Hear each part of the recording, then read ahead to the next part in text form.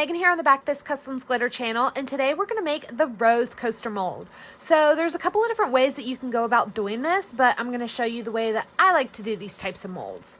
So this is actually the first time that I'm pouring this particular mold, so I just kind of guesstimated on how much resin I'm going to need. If I really wanted to be exact, I could have poured water in it. I do have a video on the channel if you want to go and look at that, on how to easily know exactly how much resin you're going to need. We're just diving in and going for it, okay? As always, if I've mixed up too much, I have a little heart laid off to the side here I can pour my extra into, and if I need to mix just a little bit more up for this mold, then I can. I will update the final total of how many milliliters I used to pour this in the description when I upload the video. So make sure you check the description for the total amount that we use. So 60 milliliters total, so 30 part A, 30 part B. And I'm gonna do a maroon and Red Delicious. So Red Delicious I'm actually going to use later in the video, and that's when we're going to kind of do the details. But for my first, I'm going to do a maroon. So I'm just going to pour some in here. And I've had a couple of questions on like, how much glitter do you add to your epoxy? I'm not measuring this at all. I'm just kind of dumping it in there. And I'm just going to mix it up a little bit. Always go a little bit less and add. You can't take it away once it's in there, but you can add to it, okay? So as I'm mixing it up, things that I'm looking for is just making sure that it looks like I've got glitter pretty well throughout. I don't have a lot of like clear areas, but I don't want it too saturated either. So I kind of pull my popsicle stick up like this to kind of tell like how much glitter, like how much clear space I have around the glitter, I guess I should say. And for something kind of shallow like this, I'm not going to need quite as much. I am going to pour just a smidge bit more in there though.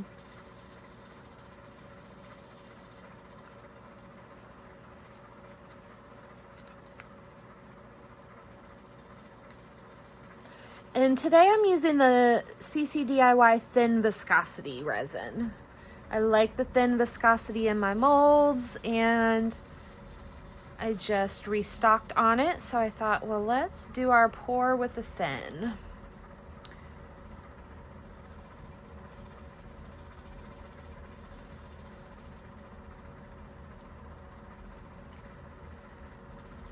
So it was a pretty good guess. I'm pretty close to the top here.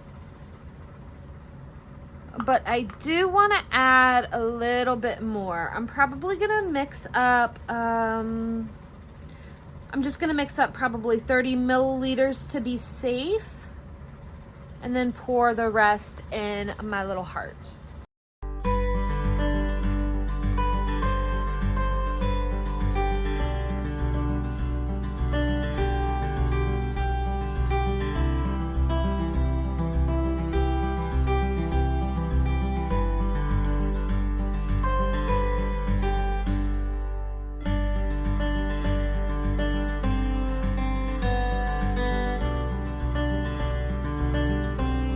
Okay, so I went ahead and poured the rest. I ended up pouring about 10 extra milliliters, and I'm just going to take my barbecue lighter here and give it a good torch.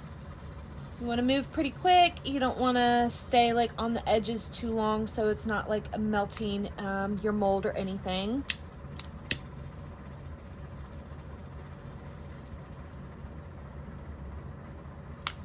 We're gonna let this dry, and then we're gonna demold it, flip it over, and finish the details on it.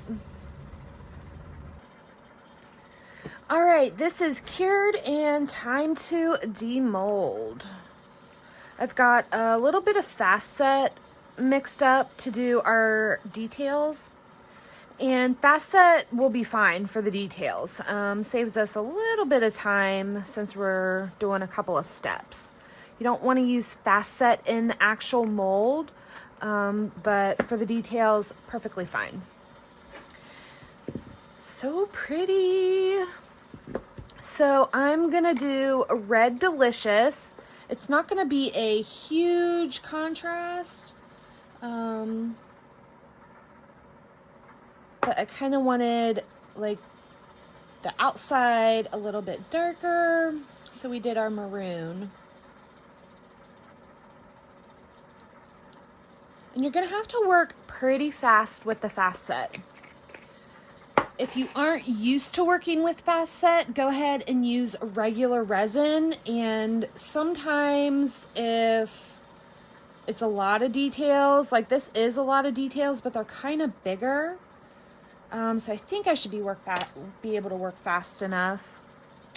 But if you have some troubles working quick enough, just use your regular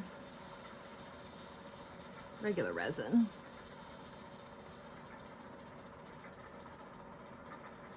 I'm gonna use my toothpick and I'm just going to fill it in.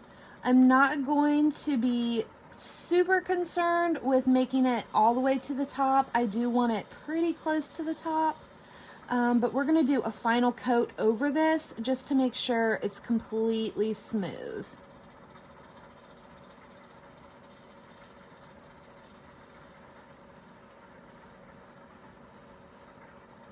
That way when you set something on it, you don't have to worry about anything.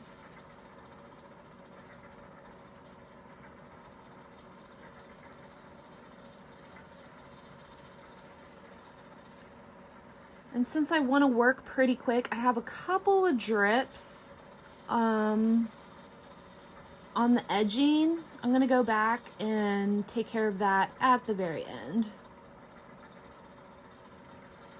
That way I'm not wasting time doing cleanup before my fast set gets too thick on me.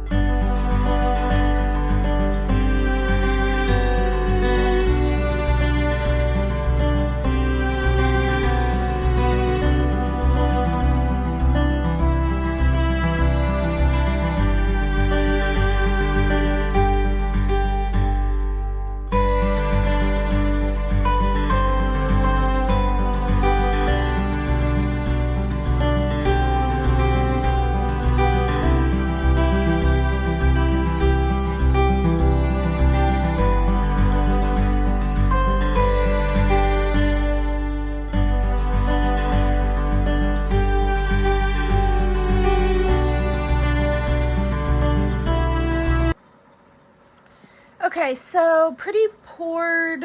I'm not completely flush on here, but like I said, that's okay. Probably used about 10 milliliters total for the details. So we're just gonna do a little bit of a cleanup here. This is a little bit over. I'm just gonna take a tiny bit out.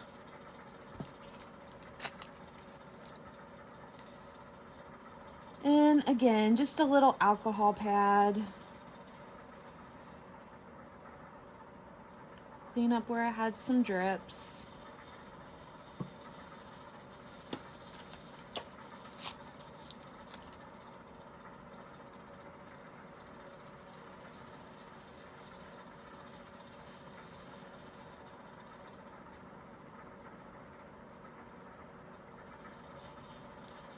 Okay, we're gonna let this dry and then we'll come back and then we're gonna do our final coat on it. Isn't that pretty?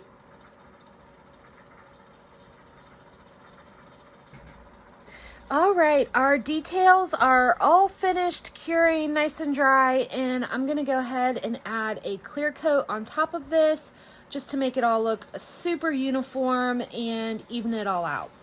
So I'm going to use fast set again just to make it go quicker. Right on top, a thin layer. Shouldn't have any issues with bubbles, especially if we use the lighter. So I've got 30 milliliters mixed up here. Not sure I'm going to use all of that. I don't want a super thick top. But again, we are just going to even it out a little bit. So I'm going to pour some, and then I'm just going to be really careful, and I'm going to go like right up to my edge. I don't want it to go over, but as long as you don't push it over, it should be fine. It shouldn't really drip over. Be careful around like your little indents right here.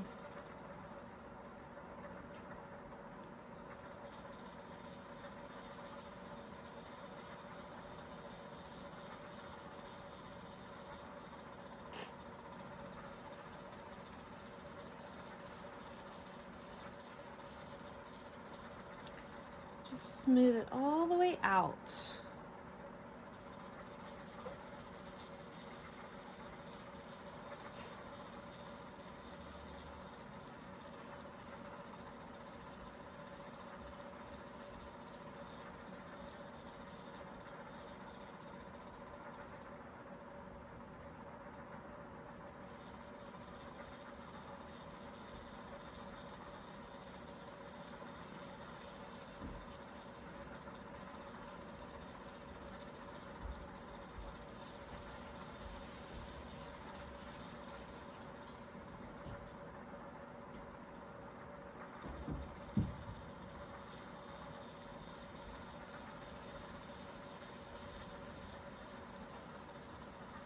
And I think that was a perfect pour. I really don't think I need to add any more.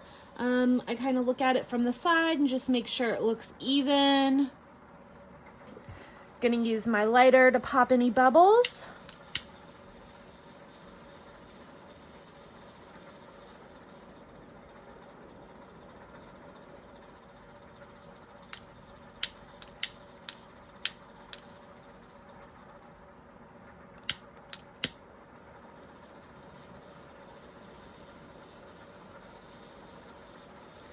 And there we go, our finished coaster. Again, let this dry and you'll be good to go. So thanks for hanging out with me. If you like this video, make sure you give us a thumbs up and don't forget to subscribe to the channel so you don't miss any of our new content. See y'all later.